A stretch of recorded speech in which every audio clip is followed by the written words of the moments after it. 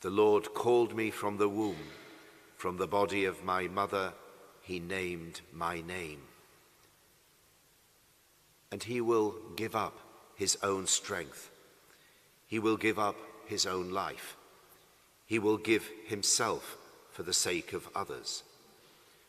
But in that moment of greatest trial, that moment of abandonment, loss and pain, the servant will continue to recognize God as his strength, and God will continue to enable him to be a light to the nations and bring the salvation to the ends of the earth.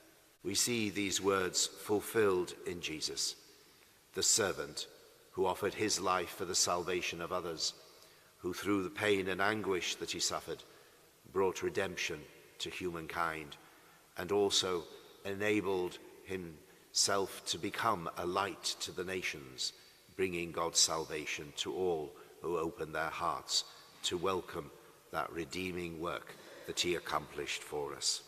Jesus, in the final words that he speaks to his disciples following that Last Supper, speaks of himself as one who will bring God's mercy to others, who will be glorified, and that glorification is the cross itself. The glorification of Christ, the servant of God, is when he offers himself for the salvation of others, to bring others to share in God's mercy, love, and forgiveness.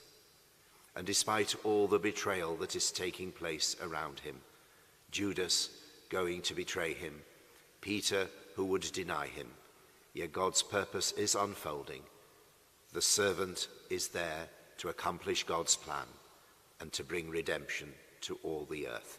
So may we, as we reflect upon Christ as the suffering servant, as the one who offered himself for others and who offers us his redeeming grace, may we open our hearts to welcome that redeeming grace of God, to open our hearts to Christ and seek to follow him, the one who offered himself for us.